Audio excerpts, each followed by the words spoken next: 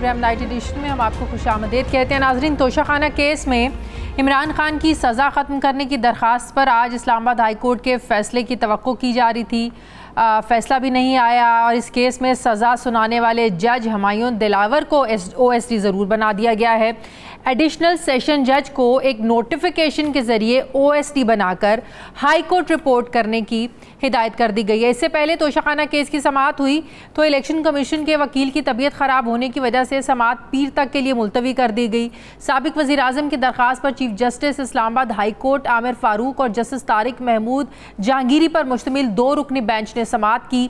इमरान खान के वकील सरदार लतीफ़ खोसा, सलमान अकरम राजा, बाबर अवान, बैरिस्टर गोहर और शुएब शाहीन अदालत पेश हुए। आज उनकी बहनें, इमरान खान की बहनें अलीमा खान और उज़मा खान भी कमरा अदालत में मौजूद थी।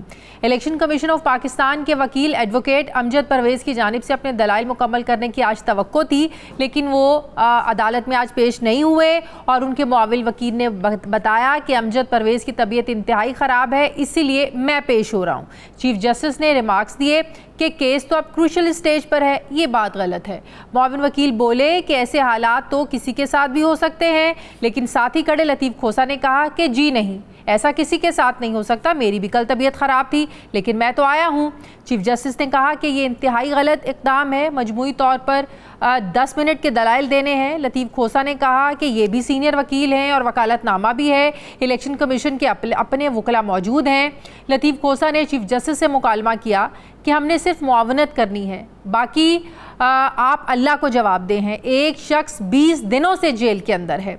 अदालत ने कहा कि जुमे को डिवीज़न बेंच नहीं होता, हमने भी सिर्फ इस केस के लिए समाअत रखी है। लतीफ़ खोसा ने कहा कि आपने जो करना है करें, फिर मैं आपकी अदालत में नहीं आऊँगा।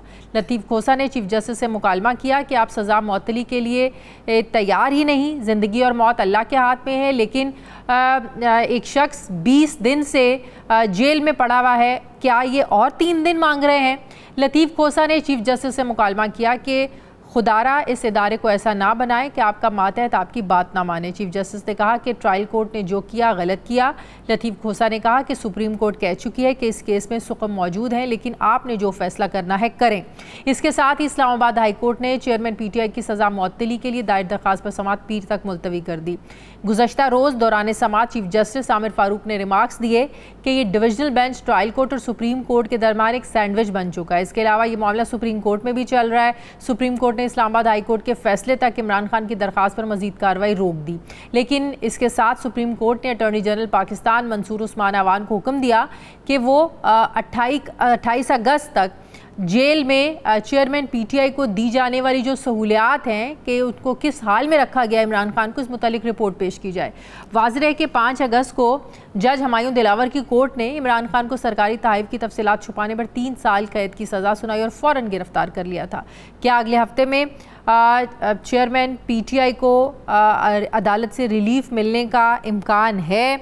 मैं बात करूंगी। मुझे ज्वाइन कर रहे हैं PTI इमरान खान के वकील नईम हैदर पंजोथा साहब। अस्सलाम वालेकुम, बहुत बहुत शुक्रिया नईम हैदर साहब। नईम हैदर साहब, इमरान खान को जिस जज ने सज़ा सुनाई आज उसको OSD बना दिया गया है, ये क्या आप समझते हैं कि इस बात का इकरार है, एडमिट कर लिया गया है या दराक हो गया है कि उस जज ने सज़ा गलत दी? देखिए, 2 चीज़ें हैं ना जी। सबसे पहले तो आपने देखना है कि इस ट्रायल के अंदर हुआ क्या, OIC बनाया है या कुछ भी हुआ है, उसके पीछे आप जाएं कि खान साहब को क्या फेयर ट्रायल दिया गया।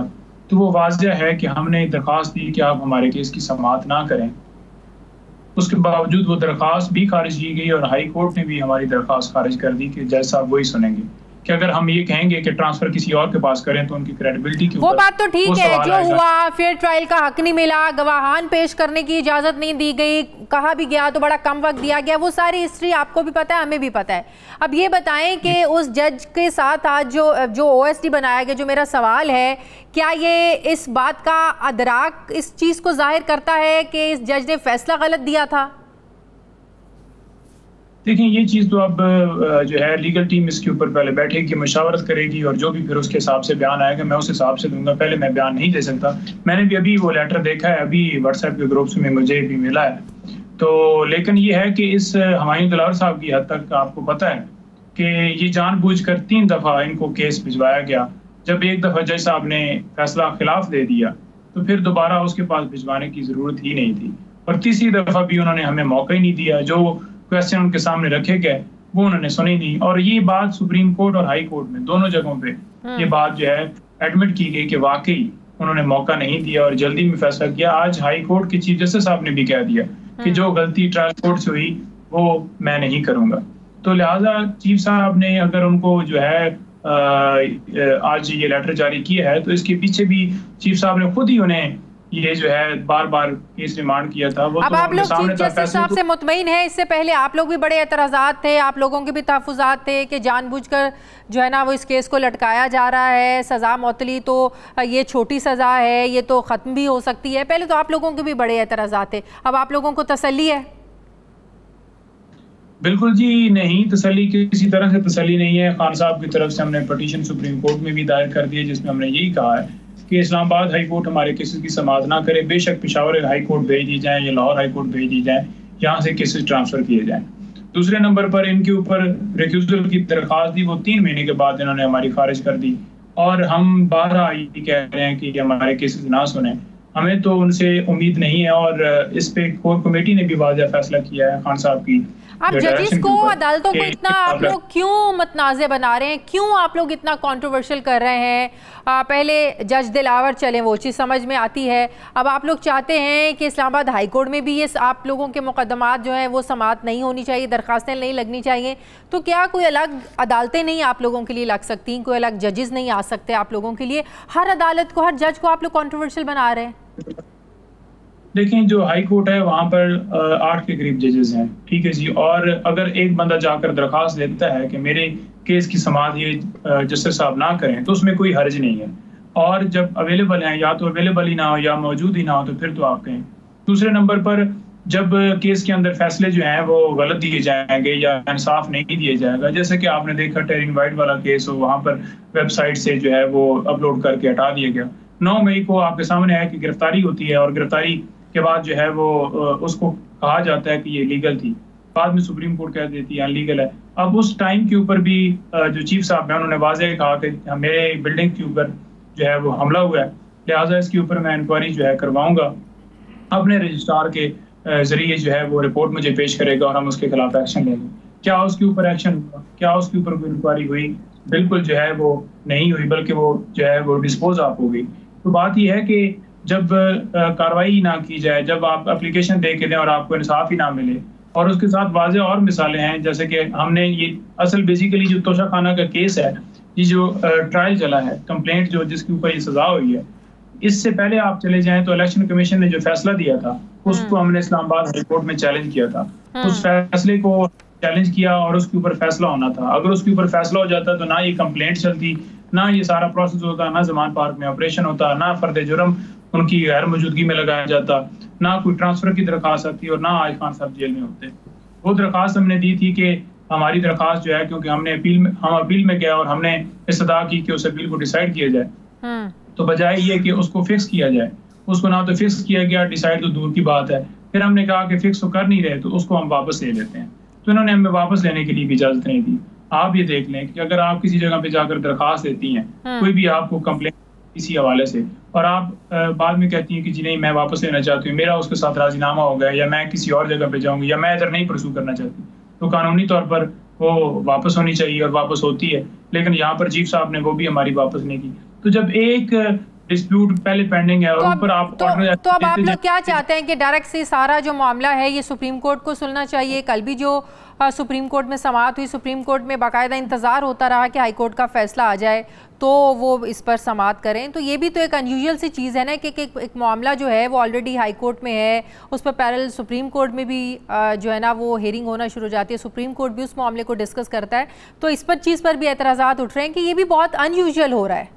इसीलिए तो कल इस्लामाबाद के चीफ जस्टिस ने कहा कि हम तो सैंडविच बन के रह गए हैं बीच में।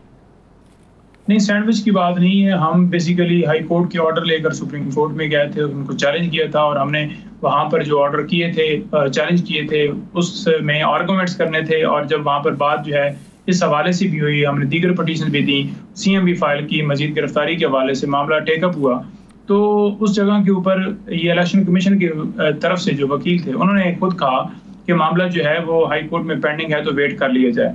तो डेफिनेटली सुप्रीम कोर्ट ने कहा कि ठीक है, हाई कोर्ट के अंदर ये मामला क्योंकि सजा के हवाले से और बाकी दरखास्तें पेंडिंग है, आप कल उधर चले जाएं और फिर उधर से होके आ जाइएगा। इतना फर्क है उसमें, कोई इतनी। तो अब पीर को आज चीफ जस्टिस ने ये भी तो कहा, पीर को कोई ना भी आए तो फैसला सुना दिया जाएगा, पीर को फैसला हो जाएगा। जो सस्पेंशन है कानून के मुताबिक जरूरी नहीं है कि दूसरी तरफ से जो है वकील पेश हो, बल्कि वो खुद भी सस्पेंड जो है फौरन मौके के ऊपर कर सकते हैं। और ये किया जा सकता था जब पहली दफा हमने पिटीशन फाइल की और हाई कोर्ट के सामने हम पेश हुए, हमें ये टाइम दे दिया गया कि आप जो है ना 2 हफ्ते के लिए नोटिस करते हैं, रिकॉर्ड आ जाएगा। रिकॉर्ड के लिए जब डेट फिक्स की गई तो रिकॉर्ड तो इलेक्शन कमीशन के वकला की तरफ के पास भी होना चाहिए था। उन्होंने जाकर कहा जी कि हमारी तैयारी नहीं है, हमारे पास नहीं। जब हमारे पास है, जिनका बंदा बगैर कानूनी तरीके से जो ऑर्डर पास किया गया उसके अंदर, ठीक है, मुझे ये बताएं कि अगर वहां से रिलीफ मिल भी जाता है, वो सजा मुअत्तल हो भी जाती है तोशाखाना केस में, तो 9 मई साइफर वाला जो मामला है उस पर तो ऑलरेडी कागजात में खान साहब की गिरफ्तारी हो चुकी हुई है। देखिए, अभी तक रिकॉर्ड के ऊपर हमें कोई ऐसी चीज नहीं मिली, और अगर गिरफ्तारी किसी मुकदमे में डाली जाती है तो कानून ये कहता है कि 24 घंटे पहले उस बंदे को बताया जाएगा कि आपकी गिरफ्तारी जो है इस मुकदमे में हम डालने लगे हैं। तो इस तरह की कोई सूरत हाल नहीं। अगर गिरफ्तारी डाली जाती या डाली गई होती तो 24 घंटे के अंदर अंदर वो बाउंड हैं मुतलका जो है अदालत में पेश करने। क्या अभी तक खान साहब को पेश किया गया है? 24 घंटे तो ये गिरफ्तारी की खबर तो 3 दिन से सुन, तो वो नहीं कर सकते, और अगर होगी गिरफ्तारी तो वो गैर कानूनी होगी। बहुत बहुत शुक्रिया नईम हैदर पंजोता साहब मेरे साथ। शुक्रिया। मुझे ब्रेक लेनी है नाज़रीन, वापस आते हैं छोटे से वक्फे के बाद।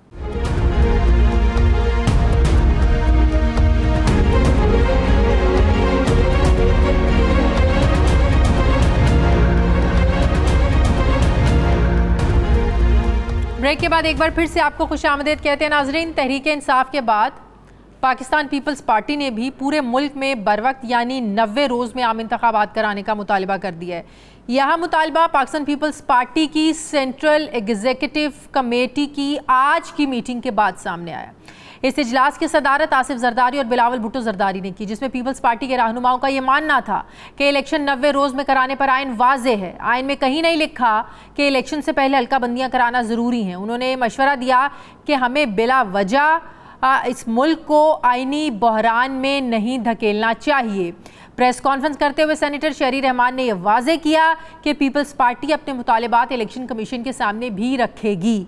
ऐसे में सवाल उठता है कि पाकिस्तान पीपल्स पार्टी ने यह सब मरदमशुमारी की मंजूरी देते हुए क्यों नहीं सोचा। पंजाब और KPK में जब 90 रोज़ में इलेक्शन होना थे तब पाकिस्तान पीपल्स पार्टी आइन के साथ खड़ी क्यों नहीं हुई? तब PTI की मुखालिफत क्यों इन पर गालिब रही? सवाल उठता है कि पाकिस्तान पीपल्स पार्टी के मुतालिबे के बाद इलेक्शन कमीशन हल्का बंदियों के हवाले से अपना जारी करदा शेड्यूल तब्दील करने पर क्या मजबूर हो सकता है? PTI और पीपल्स पार्टी के बरक्स बज़ाहिर मुस्लिम लीग नून इलेक्शन कमीशन के मौक़िफ़ के साथ खड़ी नज़र आ रही है। इलेक्शन में मतवक्के ताख़ीर की वजह से अपने कायद नवाज शरीफ की वतन वापसी का शेड्यूल भी सामने आ गया है। अब नवाज शरीफ सितंबर की बजाय 15 अक्टूबर को वापस आ रहे हैं। उनके आने की तारीखें तो पहले भी बहुत दी गई, लेकिन इस बार ये तारीख पार्टी सदर ने दी है। साबिक वज़ीर आज़म नवाज शरीफ भी साथ खड़े थे। शहबाज शरीफ ने ख़ुद बताया कि बाकायदा मुशावरत के बाद ये तारीख दी जा रही है। तो क्या ये समझा जाए कि जो नून लीग बात कर रही थी कि नवाज शरीफ की वापसी से पहले बिल्कुल ज़ीरो रिस्क होना चाहिए, उनको इंसाफ मिलना चाहिए, क्या ये सारे उनके लिए ज़ीरो रिस्क हो गया है? क्या जो सारे शकूक शुबहात थे नवाज शरीफ की वापसी को लेकर मुस्लिम लीग नून के दिमागों में, क्या वो सारे हल हो गए हैं? क्या वापस आते ही क्या नवाज शरीफ को वाकई रिलीफ मिल जाएगा? मैं बात करूंगी। मुझे ज्वाइन कर रहे हैं मुस्लिम लीग नून के सीनियर रहनुमा राना तनवीर साहब। अस्सलाम वालेकुम, बहुत बहुत शुक्रिया राना साहब आपका। राना साहब, आज की डेट को फाइनल समझा जाए? 3 साल से तो हम डेट सुन ही रहे हैं, आ जाए कल आए, आ जाए कल आए, ज़रूर आएंगे, ये तो हम सुन ही रहे थे।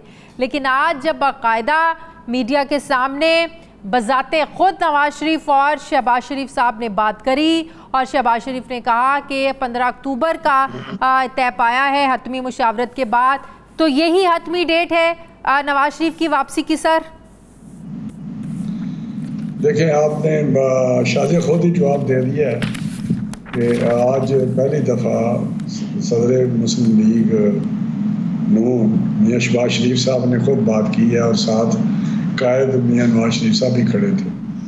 तो मेरा इसके बाद कोई इसमें कोई दूसरी कोई शक वाली बात तो रह नहीं जाती कि वो ये डेट फाइनल है। जीरो रिस्क के हवाले से भी कोई शकूक शुबात नहीं है। आप लोगों को तो जीरो रिस्क चाहिए था, किसी किस्म का रिस्क नहीं चाहते थे कि आपके लीडर वापस आए, उन्हें पकड़ लिया जाए, जेल में डाल दिया जाए। कि क्या अब उनकी वापसी इसी एश्योरिटी में आप समझते हैं दी गई है, रिस्क से पाक है उनकी वापसी अब? नहीं, लेकिन इसका भी मेरा आपने जवाब दिया, खुद ही दिया है कि जीरो रिस्क वाली बात राना सनाउल्लाह साहब ने की थी और उन्होंने इसको थोड़ा सा फिर एक्सप्लेन भी किया था कि उनकी मुराद क्या है। लेकिन जो पार्टी की जो बयान पार्टी की तरफ से है या सदर मुस्लिम लीग नून की तरफ से है, वो ये है कि वो मियां नवाज शरीफ साहब आएंगे और कानून का सामना करेंगे।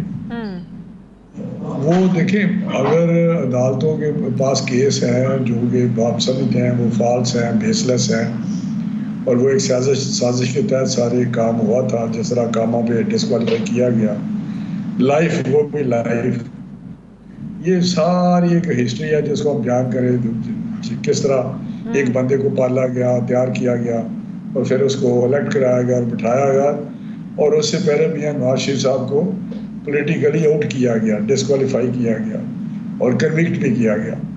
तो अब वो केसेस जो हैं वो हमें उम्मीद है कि इंशाल्लाह जब वो आएंगे तो इंसाफ मिलेगा। देखिए 15 अक्टूबर तक वो वापस आएंगे, उसके बाद नवंबर, दिसंबर, जनवरी 3 महीने रह जाएंगे ना। फरवरी में तो कहा जा रहा है इंतखाबात हैं, हल्का बंदियों का भी शेड्यूल आ गया है। और क्या इन 3 महीनों में आप समझते हैं कि रिलीफ मिल जाएगा या फिर वही होगा जिस तरह 2018 के इलेक्शंस हुए थे, नवाज शरीफ साहब जेल में थे और बाहर पार्टी से हालात संभल नहीं रहे थे, खमियाजा भी जाहिर है बाद में भुगतना पड़ा, उस तरह कैंपेन नहीं चला सके, तो वो भी हो सकता है। इसको आपने रिस्क ही समझा जाए इसको? फिर नहीं शाजिया, देखें जहाँ तक डिस्क्वालिफिकेशन मुतल्लिक है वो तो डिस्क्वालिफिकेशन उनकी जो है ख़त्म हो चुकी है, क्योंकि 5 साल का जो इलेक्शन लॉज में एक तरमीम आई है तो मैक्सिमम जो डिस्क्वालिफिकेशन है वो 5 साल हो गई। सर वो बात ठीक है, वो बात ठीक है, लेकिन अल अजीजिया में जो उनकी सज़ा चल रही है सर, वो सज़ा तो इंटैक्ट है ना अभी? सर मैं उस पर आने लगा था, डिस्क्वालिफिकेशन तो उनकी ख़त्म होगी। अब रही कि बात उनकी वो कन्विक्शन की कि उनको सज़ा हुई है, तो उनकी अपील जो है वो पेंडिंग पड़ी हुई है अदालत में। जब अदालत आलिया वो केस सुनेगी, जब वो आएंगे तो डेफिनेटली वो उनका केस जो है वो टेकअप होगा। जब केस टेकअप होगा तो हमें उम्मीद है अपील की, देखा अपील के तो आर्गूमेंट्स होते हैं, हफ्ता लग जाए, 10 दिन लग जाए, मैक्सिमम यही महीने भी लग सकते हैं कि नहीं? नहीं, महीने किस तरह लग सकते हैं? अपील का देखें ना, अपील जब फिक्स हो जाए, ये ट्रायल तो नहीं है ना, ये अब एविडेंस नहीं है कि ट्रायल हो रहा है, कोई उधर से शहादतें आ रही हैं, उधर से आ रही हैं, बहस हो रही है, या तो सिर्फ लीगल पॉइंट्स पे वो एक जजमेंट है जिसके खिलाफ अपील है, वहाँ जज बैठे होंगे और वकील बहस करेंगे, वो एक दिन चले, 2 दिन। तो इंतजार सिर्फ जस्टिस बंदयाल साहब के रिटायरमेंट का था? नहीं, जिस तरह तोशा खाना की अपील पे अभी केस चल रहा है तो वहाँ पे आर्गूमेंट्स हो रहे हैं ना, उसको कितना लंबा खींच सकते हैं आप आर्गूमेंट्स को। लेकिन मैं समझता हूँ ये मैक्सिमम 7-10 डेज की बात है कि ये बहस हो जाएगी और फिर जज साहब जो भी बेंच होगा वो अपना फैसला सुनाएगा। लेकिन हमें कभी उम्मीद है कि वो केस गलत थे, झूठे थे और उसमें सज़ा भी ऐसी नहीं थी। आपको भी याद है कि जिस जज साहब ने सज़ा दी थी उनका वर्जन क्या था, वो फिर अल्लाह को प्यारे हो गए। तो ये चीज़ें सामने हैं और इंशाल्लाह इंसाफ मिलेगा और वो केसेस ख़त्म हो जाएंगे। 2018 वाली इस्टेब्लिशमेंट भी नहीं है, मौजूदा चीफ जस्टिस भी रिटायर्ड हो जाएंगे, तो क्या इस सिनेरियो में आप लोगों को इंसाफ की उम्मीद ज़्यादा है? नहीं, उस वक्त की इस्टेब्लिशमेंट जो थी वो तो बहुत बड़ी साजिश थी और उस साजिश का खमियाजा उन्होंने नहीं, उनको ये नहीं कि उनको रियलाइज़ हुआ है उन लोगों को, इस्टेब्लिशमेंट को, कि हमने ये नाकाम तजर्बा किया, हमारा तजर्बा नाकाम हो गया है। लेकिन ये वहाँ पे मुल्क का इतना बड़ा नुकसान हो गया है कि इस वक्त जहाँ पाकिस्तान खड़ा है वो आपके सामने है, उसी एक तजर्बे की वजह से और उसी एक साजिश की वजह से, जिस साजिश के तहत मियां नवाज शरीफ को निकाला गया था। तो मैं समझता हूँ ये सारी एक तारीख का हिस्सा है, हर एक को पता है कि क्या हुआ। अब अकामा की बात करें और वही जज साहब जो है वो कहते थे कि यार लाइफ डिस्क्वालिफिकेशन तो आप लिखें, आप क्यों नहीं पार्लियामेंट का फिक्स करती। राणा साहब मुझे एक बात बताएं जो इमरान खान जेल में है, अगर चीफ जस्टिस बंदयाल साहब ने पूछ ही लिया कि उनको रिपोर्ट दी जाए कि इमरान खान को किन हालात में, किस हाल में रखा गया है, तो नून लीग को इसमें बहुत ज़्यादा एतराज़ात क्यों हो रहे हैं? वो फिर आगे से मिसालें दे रहे हैं। आज शहबाज शरीफ साहब ने भी कहा कि नवाज शरीफ और उनकी बेटी को तो इस तरह रखा गया, तो उधर आप हाल पूछ रहे हैं। मरीम नवाज़ ने भी कहा कि उधर तो आप हाल पूछ रहे हैं। तो क्या आप लोगों के नज़दीक लेवल प्लेइंग फील्ड भी यही है, या हिसाब बिल्कुल बराबर करना चाहते हैं कि जो आपके लीडर के साथ हुआ या उनकी बेटी के साथ हुआ उतना या उससे ज़्यादा इमरान खान के साथ होना चाहिए, फिर हिसाब बराबर होगा? नहीं, देखिए मेरी बात सुने शाजिया, जो चीफ जस्टिस साहब वाली बात है वो किसको नहीं पता कि वो उनका जो टिल्ट है या जिस तरह वो खुलम खुला केसेस टेकअप करते हैं इस मखसूस शख्स के लिए, इमरान खान के लिए। अभी कितने मैं नहीं कहता आम आदमी को तो छोड़े, जो इस ऑफिस बेरर या पब्लिक ऑफिस होल्डर होते हैं जो जेलों में जाते हैं, कितनी लोगों को जजों ने बुला के पूछा इनकी हालत क्या है, वहाँ पे बताएं। वहाँ पे तो दरख्वास्त जाती है कि हमें B क्लास दी जाए या हमारी इंटाइटलमेंट जो वहाँ पे जेल मैनुअल में है, तो वहाँ पे भी तो जाहिर है PTI के वकीलों ने, बुशरा बीबी ने भी दरख्वास्त दी हुई है कि वो ज़ाहिर है जब मिल के आती हैं, वो देखती हैं, तो फिर आकर वो अदालत में बताती हैं कि उनको बुरे हालात में रखा गया है। तो जाहिर है फिर अदालत ने तो कंफर्म करना है ना रिपोर्ट मांग के। नहीं, सुप्रीम कोर्ट का फोरम नहीं है कि वो डायरेक्ट हर चीज़ पे एक एप्लीकेशन जाए उसको टेकअप कर ले। मेरी बात सुने, मैं सुबह एप्लीकेशन देता हूँ, मैं देखता हूँ किस तरह टेकअप करते हैं। आपने क्या एप्लीकेशन देनी है? क्या एप्लीकेशन देंगे आप? ये पूरा एक प्रोसेस है कि जहाँ पे होम डिपार्टमेंट है, जहाँ पे जेल मैनुअल लागू होते हैं, वहाँ पे हाई कोर्ट है, ट्रायल कोर्ट्स हैं, सारा कुछ है, वहाँ पे बात होती है। सुप्रीम कोर्ट ऑफ पाकिस्तान ने तो डायरेक्ट अगर टेकअप कर लिए केसेस, तो मैं समझता, मुझे तो कुछ समझ नहीं आ रही कि इस वक्त हो क्या रहा है पाकिस्तान में अदलिया के हवाले से या मुख्तलिफ मामलात में। तो मैं समझता हूँ कि एक प्रोसीजर है। इन्हीं अदालतों ने आपके लीडर को भी तो बाहर भेजा था। नहीं, वो किसने भेजा? सुप्रीम कोर्ट ने भेजा था। किसने भेजा था? इमरान खान ने भेजा था। नहीं, इमरान खान ने किसने भेजा था? किसी एक ने तो भेजा था, किसी एक का तो एहसान मान ले। नहीं, मेरी बात सुन ले, कैबिनेट ने फैसला किया था। ये तो हम कहते थे कि इमरान खान तुमने खुद ये फैसला किया है, और ये शहरी मदारी तो वहां पे वो कहते थे रोना शुरू कर दिया था जब वो मेडिकल रिपोर्ट्स फैसल जो शौकत फैसल था, फैसल शौकत जो उसका शौकत खानम वाला फैसल, इनका डॉक्टर बहुत ही इसका स्पेशल असिस्टेंट था, उसने खुद जाकर रिपोर्टें देखी, खुद इसके अपने बोर्ड बनाए हुए थे। ऐसा ना करें कि हर तरफ यही देखें कि बस मुस्लिम लीग नून है। मैं आपको बता रहा हूँ कि जो बोर्ड बने थे 4 बंदों का, 5 बंदों का, 7 बंदों का, 8 बंदों का, 11 बंदों का, शमसी अल्लाह ताला उनको जन्नत नसीब करे, डॉक्टर शमसी को कराची से आए थे, वो ब्लड के एक्सपर्ट थे। यही यास्मीन राशिद थी, वो प्रेस कॉन्फ्रेंस करती थी, सरकार इनकी थी, गवर्नमेंट इनकी थी, फेडरल गवर्नमेंट इनकी थी।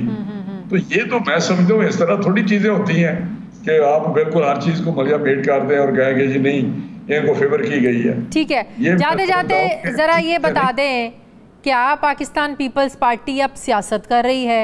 आप कह रहे हैं कि इस मुल्क को आईनी बहरान की तरफ धकेला जा रहा है। जब पंजाब और KPK में 90 दिनों में इलेक्शंस कराने की बात होती थी, तब ये लोग आपके साथ खड़े हुए थे, तब ये लोग इलेक्शन कमीशन के साथ खड़े हुए थे। आज आप इलेक्शन कमीशन के साथ ही खड़े हुए हैं, लेकिन आज ये लोग कहते हैं कि 90 दिन में होना चाहिए। कहाँ लिखा है कि मरदमशुमारी के बाद हल्का बंदियाँ होना ज़रूरी हैं? देखिए शाजिया, आप खुद ही एक बात कर रही हैं और मैं समझता हूँ आप सही बात कर रही हैं। हत्ता कि ये भी कि जो इलेक्शन लॉज थे उसमें इन्होंने ही अमेंड किया था ना हमारे साथ बैठ के कि इलेक्शन कमीशन डेट देगा। तो ये सारी चीज़ें इन्होंने खुद किया। क्या सेंसस में इनके चीफ मिनिस्टर नहीं बैठे हुए थे? अब कहते हैं वहाँ में ये कहा गया था। भाई कहने से नहीं होता। तो पीपल्स पार्टी सियासत कर रही है। क्या कर रही है पीपल्स पार्टी? बस वो यही सियासत कर रही है कि जी हम पॉलिटिकली और बड़े कॉन्स्टिट्यूशनल के हम ये है। लेकिन मैं समझता हूँ कि अब और एक उन्होंने और बात की कि हल्का बंदी आइन में नहीं लिखा हुआ है, लिखा हुआ है आइन में कि जब सेंसस होंगे और नोटिफाई हो जाए तो उसके बाद मैंडेटरी है कि हल्का बंदियाँ हों। जब भी सेंसस होंगे, नए सेंसस होंगे, तो ये मुझे नहीं समझ आती कि कौन से इनकी हवाला दे रहे हैं।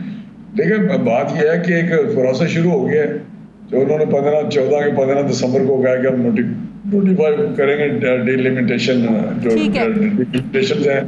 लेकिन एमक्यूएम इस तरह तो फिर किसी की बात, एमक्यूएम कहती है जी हमें पुरानी मर्दशुमारी पे, पुरानी हल्का बंदियां पे हम इलेक्शन नहीं लड़ना चाहते। तो ये एक अच्छी बेहतर चीज़ है, वो एक ऐसा अमल है जैसे मेरा और मजीद इलेक्शन प्रोसेस को फेयर एंड फ्री करने के लिए एक स्टेप टुवर्ड्स दैट। तो बहुत शुक्रिया राना तनवीर हुसाब मेरे साथ थे, मुस्लिम लीग नून के सीनियर रहनुमा। मुझे ब्रेक लेनी है, वापस आते हैं वक्फे के बाद।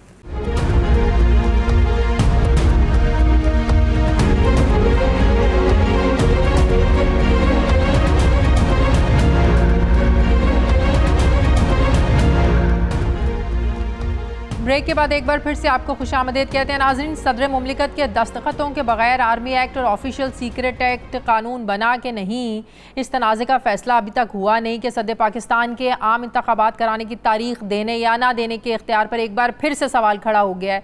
चंद रोज़ पहले निगरान हुकूमत के वज़रा की तरफ से जहाँ ये बातें हो रही थी कि सदर मुमलिकत के अहदे की तकरीम है, उनकी कुर्सी का एहतराम है, वहीं अब वज़ारत क़ानून ने उनके ख़त का जवाब दिया, ना इलेक्शन कमिश्नर ने मुलाकात करना गवारा समझा। ये है सदर के अहदे की इज़्ज़त। कहने को वो हेड ऑफ़ द स्टेट हैं, लेकिन अमली तौर पर उन्हें कोई मानता नज़र नहीं आ रहा हमें।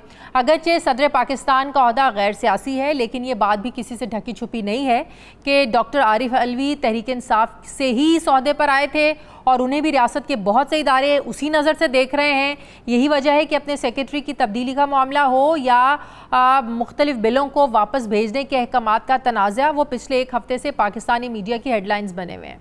अब चीफ इलेक्शन कमिश्नर ने आम इंतखाबात की तारीख पर सदर पाकिस्तान से को ये कहकर उनके ख़त का जवाब दिया, मुलाकात करने से इनकार कर दिया और कहा कि ये मुलाकात गैर ज़रूरी है। चीफ इलेक्शन कमिश्नर को लिखे गए जवाबी ख़त में ये कहा है कि उन्होंने कौमी असम्बली आइन के आर्टिकल 58(1) के तहत वज़ीर आज़म की सिफारिश पर 9 अगस्त को तहलील की। अब इलेक्शन एक्ट का सेक्शन 57 में जिसमें 26 जून को तरमीम की गई थी, जिसके बाद इंतखाबात की तारीख देना इलेक्शन कमीशन ऑफ पाकिस्तान की सवाबदीद है। लेकिन कुछ कानूनी माहिरीन ये कहते हैं कि आइन के आर्टिकल 48 के तहत ये इख्तियार सदर मुमलिकत के पास है और नई कानूनी तरामीम आइन के आर्टिकल को कैसे सुपरसीड कर सकती है। नाजरीन, ज़ाहिर है आइन के किसी आर्टिकल को बदलने या तरमीम करने के लिए 2/3 मेजॉरिटी चाहिए होती है और इलेक्शन एक्ट का जो बिल है ये महज सादा अक्सरियत से कानूनी तरमीम के तौर पर लाया गया था। क्या यहाँ भी कानून और आइन की तफरीक को वाज़े करने के लिए सुप्रीम कोर्ट ही जाना होगा? दूसरी तरफ ऐवान सदर ने इलेक्शन कमीशन के मौक़िफ़ पर कि इंतखाबात की तारीख देने का इख्तियार सिर्फ इलेक्शन कमीशन के पास है, इस पर वज़ारत क़ानून से भी राय मांगी है। इसी हवाले से ऐवान सदर की जानिब से वज़ारत क़ानून और इंसाफ के सेक्रेटरी के नाम ख़त लिखा गया है। सदर ने वज़ारत क़ानून को ख़त लिखा है कि अब क्या करना चाहिए, अपनी कानूनी राय दें। तो तर्जुमान वज़ारत क़ानून ने ख़त वसूल होने की तस्दीक तो की है, लेकिन बाज़ाब्ता तौर पर अभी कोई जवाब नहीं दिया गया। अब इन हालात में कन्फ्यूजन है कि इलेक्शन की तारीख सदर की तरफ से आएगी या इलेक्शन कमीशन इसका ऐलान करेगा, क्योंकि सदर और इलेक्शन कमीशन इंतखाबात की तारीखें देने पर अपनी अलग अलग आइनी तशरीह कर रहे हैं। अब ये तनाज़े हल कैसे होना है, ये तनाज़ा मैं बात करूँगी। मुझे ज्वाइन कर रहे हैं साबिक secretary election commission Kanwar Dilshad साहब। अस्सलाम वालेकुम, बहुत बहुत शुक्रिया कंवर दिलशाद साहब आपका। कंवर दिलशाद साहब, एक दफ़ा फिर ये मामला उठ गया है, सदर पाकिस्तान ने मुलाकात के लिए ख़त लिखा और बड़ा अच्छा एक जेस्चर था कि चीफ़ इलेक्शन कमिश्नर उनसे मुलाकात करें, इलेक्शन की जो तारीख़ है उस पर मुशावरत हो, डिस्कस हो, लेकिन चीफ़ इलेक्शन कमिश्नर ने तो उनसे मुलाकात करना भी गवारा नहीं समझा। कि आपको नहीं लगता कि इस अच्छे जेस्चर का जवाब भी अच्छा ही होना चाहिए था? मुलाकात करने में हर्ज क्या था? मुलाकात करने में हर्ज होता है कि पूरा इलेक्शन कमीशन का रोड मैप फ्लॉप हो जाता है। उस सबसे बड़ी अहम बात यह है कि सदर को इलेक्शन कमीशन से या इंतखाबी हवाले से मशावरत करने का आईनी और कानूनी कोई किरदार ही नहीं है। नहीं, आईनी है, कानूनी तौर पे आप कह सकते हैं, आईनी कैसे नहीं है?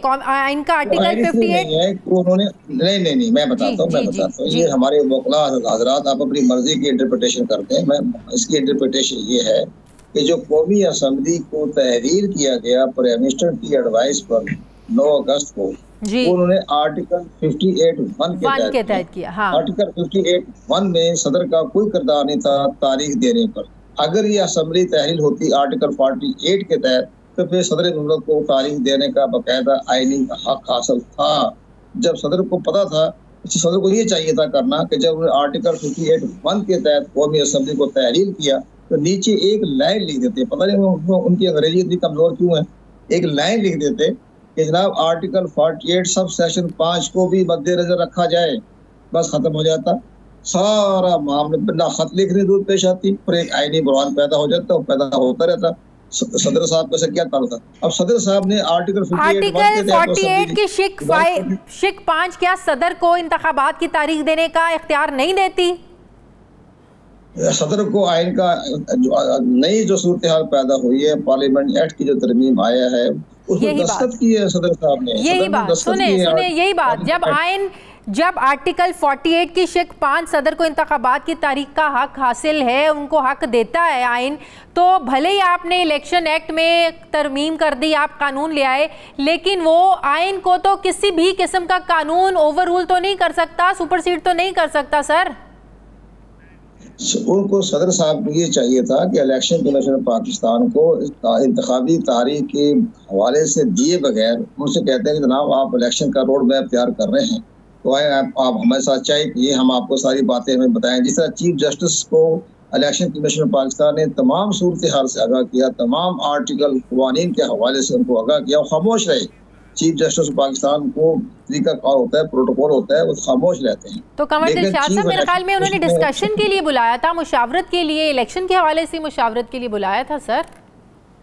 सदर नहीं बुला सकता मशावरत के लिए इलेक्शन चीफ इलेक्शन कमीशन को, जब आर्टिकल सेक्शन 57 में तरमीम आ गई उसके हवाले दे दिया। अब आप देखें बड़ी अहम बात, सदर मुमलिकत साहब को ये भी नजर आना चाहिए था कि इलेक्शन कमीशन आर्टिकल 51 के तहत, वो भी आर्टिकल ही है ना 51, उसमें ये जब ये मर्दमशुमारी का गजट नोटिफिकेशन जारी कर दिया वफाकी हुकूमत ने 5 अगस्त की रात को, तो कैबिनेट मिनिस्ट्री की अप्रूवल के बाद, तो अब आप ये देखें कि इलेक्शन कमीशन तो बंद गली में खड़ा हो गया। उसको तो आर्टिकल 51 पर भी तो पाबंद, कानूनी तौर पर हल्का बंदी करानी थी ना, उसके ऊपर कानूनी तौर पर पाबंद हो गया ना इलेक्शन कमीशन पाकिस्तान हल्का बंदी करवाने पर। तो यहाँ वो मशावरत कर रहे हैं कि हमें तारीख दे रहे हैं, जबकि इलेक्शन कमीशन ने रोड मैप दे दिया 4 महीने का हल्का बंदी कराने का। मैं आपको एक बड़ी अहम बात बताता हूँ, ये तो आपकी सारी टेक्निकल बातें बेशुमार हमने कर चुके हैं। सबसे बड़ी अहम बात यह कि इलेक्शन कमीशन पाकिस्तान ने फैसला किया है आज कि उन्होंने इंतखाबी फरिश्ते जो उन्होंने 14 दिसंबर के बाद 3 महीने ले ले थे इंतखाबी फरिश्ते मुरतब करने में इलेक्शन एक्ट के तहत, अब उन्होंने हल्का बंदियों के साथ साथ इंतखाबी फरिश्ते जो हैं उनको भी बैक वक्त इकट्ठे वो तैयारी का हुक्म जारी कर दिया। अब एक लम्हे हल्का बंदियां हो रही हैं और उसके साथ साथ इंतखाबी फरिश्तों की अपडेशन हो रही है। 14 दिसंबर को मैं अर्ज करूँ आपसे, 14 दिसंबर को हल्का बंदियों का नोटिफिकेशन हो जाएगा और 14 दिसंबर को इंतखाबी फरिश्तों का नोटिफिकेशन हो जाएगा और इसके साथ ही चंद रोज के बाद इलेक्शन कमीशन पाकिस्तान शेड्यूल जारी करेगा, इंतखाबी शेड्यूल जारी करेगा और फरवरी के पहले हफ्ते में इंतखाबात हो जाएंगे। सर आप तो पहले कह रहे थे, आपने तो कहा था कि मई से पहले हो नहीं सकते। आज मैंने रोड मैप देखा है, सुना है मैंने, तो वो चीफ इलेक्शन कमिश्नर ने भी आज राना सनाउल्लाह कह रहे थे कि हमारी जब चीफ इलेक्शन कमिश्नर से मुलाकात हुई तो हमने कहा कि कंवर दिलशाद साहब तो मई का कह रहे हैं, तो उन्होंने कहा कि कंवर दिलशाद साहब पता नहीं ये क्यों बात कर रहे हैं, गलत बात है ये, हमने तो ऐसा कोई शेड्यूल नहीं है, इंतखाबात तो फरवरी में होने हैं, तो ये क्यों अपनी तरफ से कंवर दिलशाद साहब ने बात की है? वो दुरुस्त है, ठीक है, राना सनाउल्लाह साहब मोहतरम शख्सियत है, उन्होंने बात ठीक है। हमने तो ये देखा ना जो इलेक्शन एक्ट के तहत उसमें लिखा हुआ था कि इंतखाबी फरिश्ते होने हैं और जो उस इंतखाबी फरिश्ते है वो हल्का बंदियों के बाद होनी थी।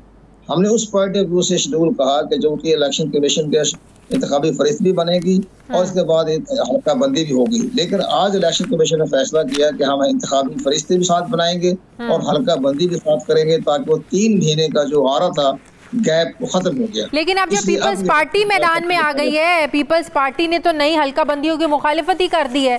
वो कह रहे हैं कि जी हमें तो CCI का जो इजलास हुआ था उसमें हमें ये कहा गया था कि अगर आप ये नई मर्दमशुमारी के मुताबिक इलेक्शन की मंजूरी देते हैं, इलेक्शन जो है वो 90 रोज़ में ही होंगे, क्योंकि जाहिर है सूबों में तो सीटों में कोई रद्द बदल होना नहीं है, सूबों को तो कोई और नई सीटें मिलनी नहीं है, तो इससे इलेक्शन का शेड्यूल मुतासिर नहीं होगा।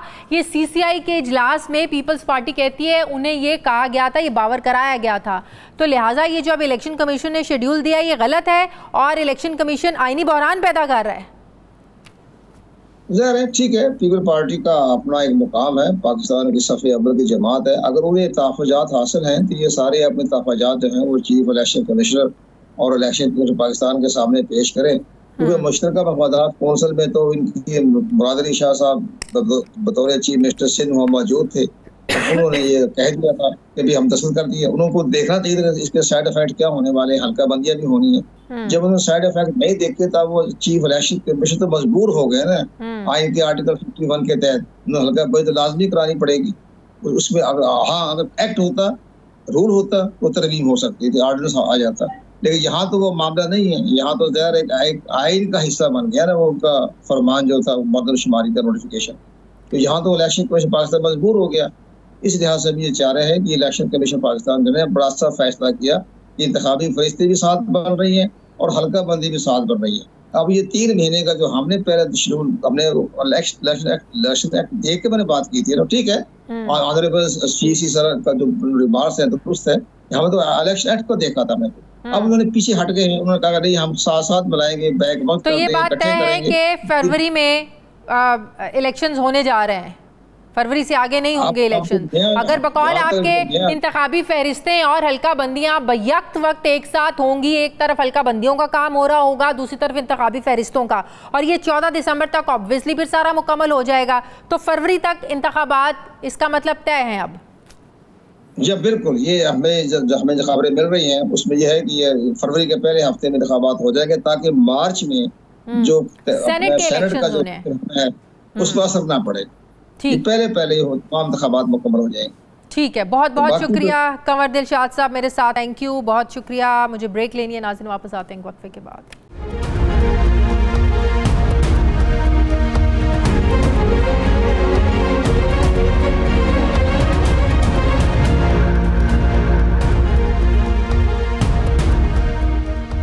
ब्रेक के बाद एक बार फिर से आपको खुशामदीद कहते हैं। नाज़रीन, मुल्क में हुक्मरान तो बदलते रहते हैं, लेकिन अगर कुछ नहीं बदलता तो वो अवाम के हालात नहीं बदलते, बल्कि हालात तो ख़राब से ख़राब तर ही होते रहे हैं और हो रहे हैं। महंगाई के नाम पर PTI को इक़्तिदार से निकालने वाली PDM सरकार ने 16 महीनों में इतनी महंगाई की कि अवाम का भुरकस निकाल दिया। इत्तेहादी हुकूमत ने मिन्नतों तरलों से और दोस्त ममालिक की गारंटियों से IMF से स्टैंड बाय अरेंजमेंट मुआहदा करके मुल्क को दिवालिया होने से तो बचाया, लेकिन 24 करोड़ पाकिस्तानी अवाम ज़रूर दिवालिया हो गई है।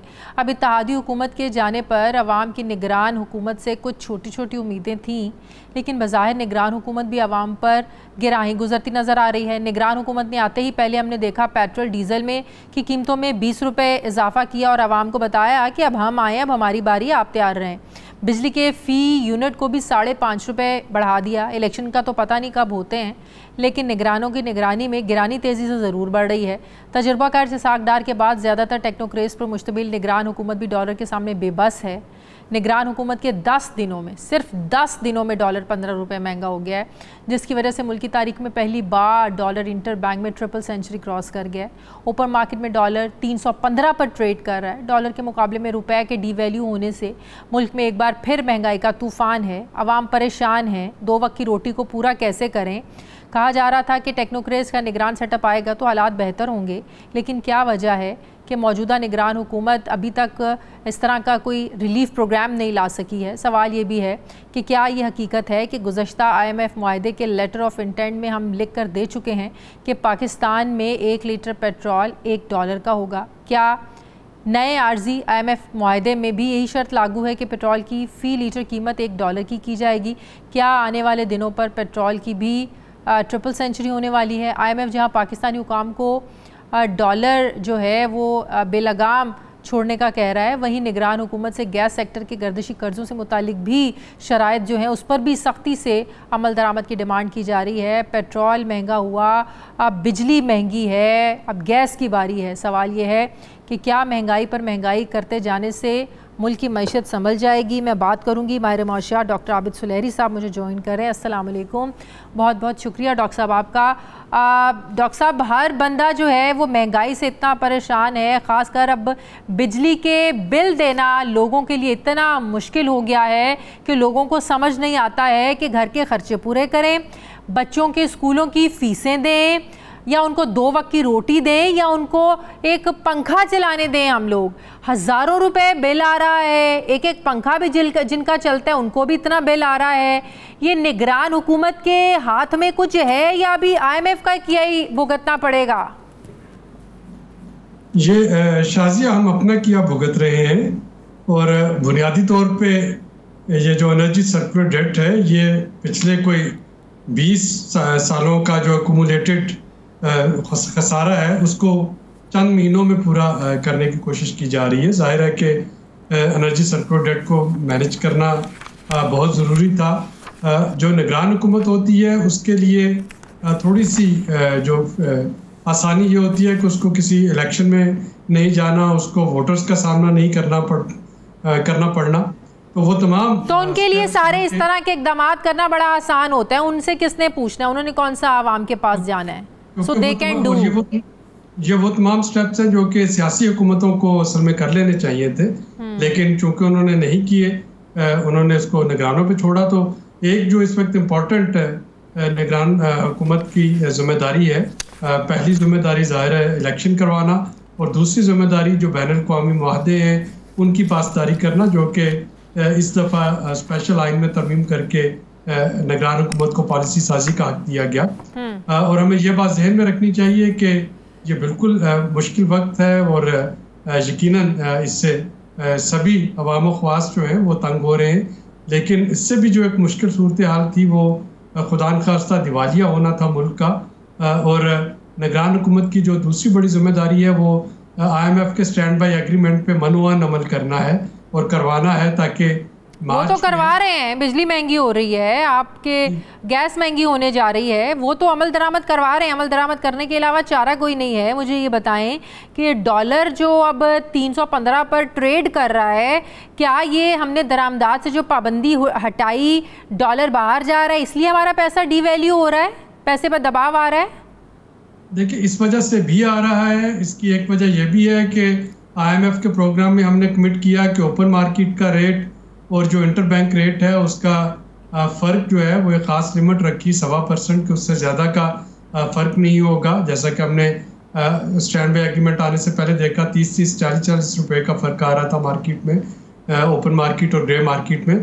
तो अब चूँकि ओपन मार्केट में तो डॉलर की मांग बढ़ती चली जा रही है, वहाँ पर रेट बढ़ रहा है, और उसके साथ साथ बैंक का रेट जो है वो भी बढ़ता चला जा रहा है। और इसमें एक अहम वजह वो तो आपने बताई, जो कि दरामदात जो है उनको, तो ये स्टेप दोबारा लिया जा सकता है कि आप अपनी इंपोर्ट्स रोक दें भाई। लेकिन मैं अगर अपनी बात मुकम्मल कर लूँ, इसमें जो दूसरी वजह है वो ये भी है कि जब तक आपके पास एक क्लैरिटी नहीं आती इलेक्शन के बारे में, और ये डेट जो है जाहिर है आइन के मुताबिक, और मैं कोई आइनी माहिर नहीं हूँ, ये आइनी माहिरीन आपको बता सकते हैं कि इलेक्शन कमीशन ने देनी है, ऐवान सदर ने देनी है, यहाँ से भी आनी है। लेकिन एक क्लैरिटी जब तक नहीं आएगी कि इलेक्शन कब होंगे, मौजूदा सेटअप कितने अरसे चलेगा, तब तक ये जो इलेक्शन की अनसर्टेनिटी है ये वही इम्पैक्ट डाल रही है जो कि सियासी अदम इस्तेहकाम डाल रहा था पिछले 16 महीनों से। हाँ। और उसकी वजह से अभी तक लोग जो हैं वो डॉलर्स को होल्डिंग भी कर रहे हैं, वो डॉलर्स में इन्वेस्ट भी कर रहे हैं, और ये सूरत हाल जो है दिन ब दिन ये गंभीर होती चली जा रही है। हर आने वाले दिन में, यानी पिछले अगर आप 16-17 दिन को देखें तो हर आने वाला दिन जो था उसमें डॉलर महंगा होता चला गया, तो डिमांड बढ़ती चली गई। तो ये कहीं रुकेगा या नहीं, या फिर हमें अपनी जो इम्पोर्ट्स है उसको पाबंदी लगाना, उस पर नागुज़ीर होगा? फिर देखिए, इम्पोर्ट पर पाबंदी लगाएंगे तो IMF के मुआहदे की खिलाफ वर्जी होगी। लग्जरी आइटम जो है उनको तो आप थोड़ा सा रोक सकते हैं, लेकिन इम्पोर्ट पर पाबंदी आप नहीं लगा सकते। लिहाजा लेकिन ये ज़रूर है कि जो बैकलॉग है इम्पोर्ट का, ये महीने 1.5 महीने में इंशाल्लाह ये निकल जाता है, तो थोड़ा सा ये जो इम्पोर्टर्स का प्रेशर है ओपन मार्केट से बाई करने का ये कम होगा। नेक्स्ट रिव्यू जो आ रहा है IMF का, और हमें उस रिव्यू के लिए भी तैयार रहना है। अक्टूबर में इसका जी, अक्टूबर में इसका रिव्यू आता है, और अक्टूबर में अगर हम उस वक्त तक इसकी शराइत पे अमल दरामद कर रहे होंगे तो आपको दूसरी ट्रांच मिल जाएगी। वो थोड़ा सा फ्लो बेहतर होने से भी जो इसका प्रेशर है डॉलर की मांग का वो कम होगा। लेकिन मैं दोबारा दोहराता हूँ कि इलेक्शंस की डेट के बारे में, खा वो 6 महीने बाद हो, साल बाद हो, वो 90 दिन में हो, ये जो अदारा जाती महाजराई इस वक्त चल रही है, ये भी एक बड़ा फैक्टर है हमारी इकॉनमी को और हमारी सियासी सूरत हाल को एक गैर यकीनी उसका लैंडस्केप में लाने का, और उसकी वजह से भी डॉलर पर प्रेशर आ रहा है। गैस सेक्टर का गर्दिशी कर्जा कम करने के लिए आईएमएफ ने जो सख्ती से शराइत पर अमल दरामद करने के लिए क्या है, इसमें जो ज़्यादा इफेक्ट होगा वो ज़्यादा से ज़्यादा क्या हो सकता है? आपकी गैस महंगी हो जाएगी? देखिए, ये बिजली गैस इनको महंगा करना तो एक चीज़ है कि अगर जो बैन अवी मंडी है उसके मुताबिक रेट रखा जाए, लेकिन जो उससे ज़्यादा अहम चीज़ है वो ये है कि गैस के जो अनअकाउंटेड फॉर लॉसेज हैं, यानी जो गैस ट्रांसमिशन में ज़ाया होती है हमारे लूज कनेक्शंस की वजह से या चोरी होती है, वो दुनिया में हाईएस्ट लॉसेस में गिने जाते हैं, उसको भी हमें रोकना है। इसी तरह से बिजली को अगर आप देखें तो टोटल जो गर्दिशी कर्जा है बिजली का, उसमें बिजली चोरी भी शामिल है, उसमें ट्रांसमिशन लॉसेस भी शामिल हैं। तो जहां हम सार्फिन पे बोझ डाल रहे हैं वहां पे हमें थोड़ा सा इन लॉसेस को भी कर्टेल करना है। इस वक्त वो सार्फिन जो बिल देते हैं गैस या बिजली का, वो उन सार्फिन का बिल भी दे रहे हैं जो कि बिजली या गैस चोरी कर रहे हैं, और वो इस सिस्टम की जो इनएफिशिएंसी है उसको भी भुगत रहे हैं, जो कि लीकेज और जो ट्रांसमिशन लॉसेस है उनका बिल भी उन्हीं को देना पड़ रहा है। तो ये एक सरासर नाइंसाफ़ी है, इसको हमें हंगामी बुनियादों पर दुरुस्त करना होगा। डॉक्टर साहब, ये हालात कारोबार को तो सपोर्ट नहीं करते। अब जितनी महंगाई यहाँ पर हो चुकी है, कौन यहाँ पर इन्वेस्ट करेगा? ऑलरेडी जो लोगों की फैक्ट्रियाँ हैं, लोगों की जो कारखाने हैं, वो महंगी बिजली की वजह से बंद हो रहे हैं, इतने बिल आ रहे हैं, तो ये हालात कारोबार को तो बिल्कुल भी सपोर्ट नहीं करते। तो कैसे हम जो इम्पोर्ट और एक्सपोर्ट के गैप की भी हम बात करते हैं, तो जब हमारी एक्सपोर्ट ही नहीं होगी, जब हमारी फैक्ट्रियों में काम ही नहीं होगा, तो आप तो उस गैप को भी मीट नहीं कर सकते। जैसे आपने पुरानी कहानी में सुना होगा कि समंदरों में जब तूफान आते थे तो जहाज लंगर अंदाज होते थे। लंगर अंदाज का मतलब यहाँ पे ये है कि आपकी इकोनॉमी जो है वो एक तलातम खेज तूफान से निकल के उभरी, डिफ़ॉल्ट के बिल्कुल करीब थे, और अब बातें हाईएस्ट लेवल पे आपको सरकारी ज़राए से बताई जा रही हैं कि हम डिफ़ॉल्ट के कितना करीब थे। तो ये वाला जो साल है, अगर हम इसको नॉर्मल सालों की तरह ट्रीट करना चाहेंगे कि जिसमें आपकी एक्सपोर्ट्स भी बढ़ रही हो, इसमें ग्रोथ भी हो रही है, तो ऐसा नहीं होगा। इस वक्त आप लंगर अंदाज कर रहे हैं ताकि वो जो झटके हैं तूफानी, उनसे बचा जा सके। जो आपकी ग्रोथ की बातें हैं वो ये नेक्स्ट प्रोग्राम में तो उसको देखा जा सकता है। इस साल में एक्सपोर्टर्स को बदकिस्मती से उनकी जो नीश है वो टैरिफ के इजाफों की वजह से, एनर्जी की कॉस्ट में इजाफे की वजह से, रुपए की डेप्रिसिएशन की वजह से बहुत ज़्यादा मैन्युफैक्चरिंग सेक्टर या एक्सपोर्ट सेक्टर जो है वो परफॉर्म नहीं कर सकेगा। डॉक्टर साहब, आखिरी सवाल, अवाम तो कंफ्यूज हैं कि अगर सब कुछ आईएमएफ के कहने पर हम पर हर दफ़ा बम गिरा दिया जाता है, महंगाई का भी, बिजली महंगी हो, पेट्रोल महंगा हो, उन्होंने वोट किसको देना है? दावे तो हर कोई अपनी इलेक्शन कैंपेन्स में करता है, बड़े बड़े अपने इकॉनमी के प्रोग्राम तो हर पार्टी लेकर आती है, लेकिन हल तो इसका मतलब है किसी भी सियासी जमात के पास नहीं। जब आपकी इकॉनमी को चलाना ही आईएमएफ के इदारे ने है, तो प्लान तो फिर किसी के पास कुछ भी नहीं है। देखिए, उसके रूट काज देखें ना कि आईएमएफ के इदारे ने क्यों चलाना है। क्योंकि हमारी जो स्ट्रक्चरल रिफॉर्म्स होनी है, हमारी जो पॉलिसी रिफॉर्म्स होनी है, वो कोई भी हुकूमत अभी तक करने में कामयाब नहीं हो सकी। रिटेल सेक्टर जो है उस पर टैक्स जो है वो नहीं लग पाता। एक खास हद से ज़्यादा इनकम पे एग्रीकल्चर सेक्टर पे टैक्स नहीं लगा सकते। बिल्डर और डेवलपर पे टैक्स आप नहीं लगा सकते। अपने हुकूमती अखराजात जो हैं वो कोई भी हुकूमत कम करने को तैयार नहीं। जो खसारे में चलने वाले अदारे हैं उनकी निजकारी की बात यहाँ पे कोई नहीं कर सकता। तो जब ये सारे नासूर जो हैं ये इसी तरह से रिश्ते रहेंगे तो फिर जाहिर है कि IMF के पास ही जाना है, और IMF के पास जाना ही आपका इस वक्त plan A, plan B, plan C है। कोई भी हुकूमत आ जाए। बहुत बहुत शुक्रिया डॉक्टर आबिद सुलहरी साहब, मेरे साथ ही बहुत शुक्रिया। प्रोग्राम का फीडबैक ज़रूर दें, अपना ख्याल रखें, मुझे इजाज़त दें, अल्लाह हाफ़िज़।